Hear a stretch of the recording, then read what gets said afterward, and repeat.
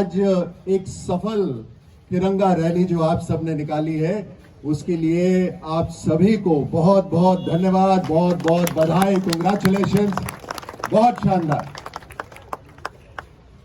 Media के बहुत सारे बंधु यहाँ पर हैं, सोशल मीडिया पे बहुत सारे लाइव चला रहे होंगे। मैं आपको बताना चाहता हूं कि ये तिरंगा रैली मात्र 2 दिन की तैयारी में वॉलंटियर होकर अपने आप लोग जुड़े, उनको सिर्फ एक भावना दी, एक आइडिया दिया कि क्यों ना इस तरह से करा जाए।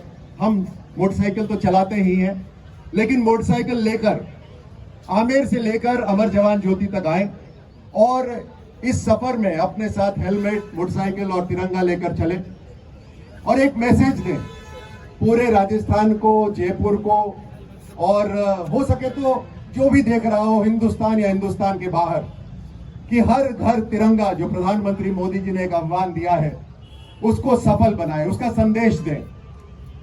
किसी एक व्यक्ति ने इसका आयोजन नहीं करा, लेकिन देखिए 2 दिन की तैयारी के अंदर कितनी शानदार एक यात्रा आप सब ने निकाली है।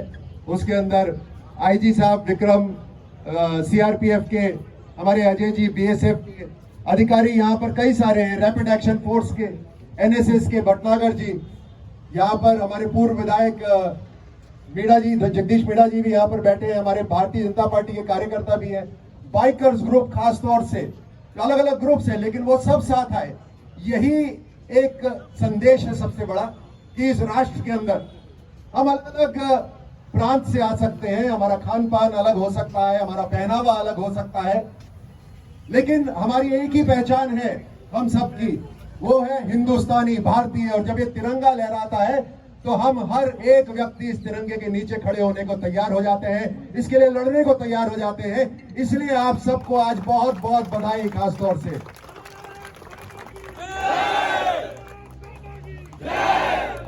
आज कितना अच्छा लग रहा था, बाइकर्स ग्रुप अलग अलग तैयारी उनकी जबरदस्त थी, किस तरह से वो अनुशासन बनाए हुए थे। आज मुझे लगता है ट्रैफिक पुलिस की भी जरूरत नहीं थी, मोटरसाइकिल वाले आगे जाते थे, रास्ता रोकते थे, ट्रैफिक को मैनेज करते थे। मोटरसाइकिल पे जो आ रहे थे, हम सबकी तो आदत है ही कि हम सब आगे चलना चाहते हैं, भाई भारतीय को कौन रोक सकता है, हर भारतीय आगे रहना चाहता है, लेकिन उसमें भी एक कतार में चलने के लिए वो आग्रह कर रहे थे बार बार। बहुत अच्छा एक माहौल बनाया और रास्ते में आप सबने देखा किस तरह से जो चाय पी रहा था वो अपनी चाय छोड़कर, कचौड़ी छोड़कर आपको आज भारत माता की जय करने को तैयार हो गया था। सब वेट कर रहे थे, बहुत शानदार। बच्चे जो जा रहे थे कितना अच्छा लग रहा था वो। मुझे लगता है आज सब घर जाकर अपनी मम्मी डैडी से मोटरसाइकिल मांगेंगे, आपने एक तो गड़बड़ कर दी। वो जितने बच्चे थे उनकी आंख में जो चमक थी ना, वो चमक ऐसी थी कि मुझे भी चाहिए ये वाली मोटरसाइकिल। तो आपने एक तो मम्मी पापा के लिए परेशानी करी दी। आज मैं खास तौर से धन्यवाद देना चाहता हूं। देखिए ये यूनिफॉर्म वाले जब आ जाते हैं ना, यूनिफॉर्म वाले जब आ जाते हैं तो एक कमाल हो जाता है। आज देशभक्ति की भावना 10 गुना और बढ़ गई इन CRPF, BSF, rapid action force वालों को देखकर।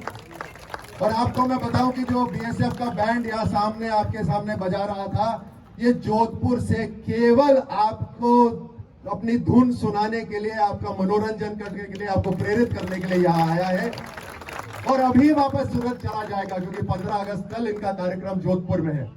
ये वैसे आपने देखा होगा बीएसएफ का जो बैंड है 26 जनवरी पे ऊंटों के ऊपर बैठकर चलता है। ये पूरे विश्व के अंदर एक अकेला ऐसा बैंड है जो ऊंटों की सवारी करके बैंड बजाता है। ये वो है, आज तो आपके सामने खड़े होकर बजा रहे थे, ऊंट यहाँ पे लेकर नहीं आए वो, लेकिन ये इनकी खासियत है। आज हम क्या संदेश दे सकते हैं? हम साधारण नागरिक हैं, हम संदेश क्या देंगे, लेकिन प्रधानमंत्री मोदी जी का संदेश हम जरूर घर घर तक पहुंचा सकते हैं। और बड़ा सरल संदेश है। वो संदेश है कि ये भारत हमारा है, हमारी पहचान भारतीय है। हम अपने घर पर हमारा कोई सरनेम हो सकता है, हम किसी प्रांत से हो सकते हैं, लेकिन हमारी बड़ी पहचान है कि हम भारतीय हैं। और अपने भारत को मजबूत करने की अगर किसी को जिम्मेदारी है तो वो हमारी है। हम वो जिम्मेदारी किसी और को नहीं दे सकते। और ये बदलता भारत पिछले 8 साल में दिखाई दे रहा है। आप देखिए कि कहीं कुछ गंदगी होती है तो बच्चे तुरंत बोलते हैं गंदगी नहीं करनी चाहिए, बॉटल अपने गाड़ी से बाहर नहीं फेंकनी चाहिए। बदल रहा है, पूरा हिंदुस्तान बदल रहा है। आज एक देशभक्ति की भावना सिर्फ जयकारे तक सीमित नहीं है। आज वो देशभक्ति की भावना है कि जो मैं काम कर रही हूं या कर रहा हूं उसे और भी बेहतर करूं। आप देखिए राष्ट्रमंडल खेलों के अंदर किस तरह से पदक के बाद पदक आते जा रहे हैं, बढ़ते जा रहे हैं, क्योंकि जब तिरंगा लहराता है तो अपने आप मन करता है कि और ऊर्जा से काम करो। अभी मैं अपने मीडिया के बंधुओं को यही बोल रहा था कि हम सब में ऊर्जा तो है ही, हम सब अच्छा काम तो करना ही चाहते हैं, लेकिन जब तिरंगे के लिए काम करते हैं, जब तिरंगा हमारे हाथों में होता है, हमारे नजदीक होता है, हमारे छाती पर होता है, तो हमारी जो ऊर्जा है वो 10 गुना बढ़ जाती है। बढ़ती नहीं बढ़ती? हमारी ऊर्जा 10 गुना बढ़ती नहीं बढ़ती जब तिरंगा हमारे साथ होता है। तो हमारे मन में तो हमेशा तिरंगा होना चाहिए, क्योंकि इस देश को मजबूत करने की जिम्मेदारी हम सब पर है। और अभी जो अमृत काल, जो प्रधानमंत्री मोदी जी ने एक अमृत काल की घोषणा करी है, वो यही है कि अगले 25 साल हम भारत को कैसे बदलना चाहते हैं। जब भारत में 100 साल पूरे हों तब हम भारत को कैसा देखना चाहते हैं। यहाँ पे ज्यादातर तो ऐसे ही हैं जो जब भारत 100 साल का होगा आप सब यहाँ पर होंगे, तो भारत को किस तरह से बदलना है उसकी जिम्मेदारी सरकार की नहीं है, उसकी जिम्मेदारी हर एक भारतीय की है। किसकी है? हर एक भारतीय की है। तो हम जो भी कर रहे हैं, छोटा काम बड़ा काम उससे महत्वपूर्ण नहीं है। यहाँ मीडिया का मेरा कैमरामैन भी है तो अच्छा से अच्छा एंगल लेना चाहता है वो, अगर एंकर भी है तो बढ़िया से बढ़िया बात बोलना चाहता है।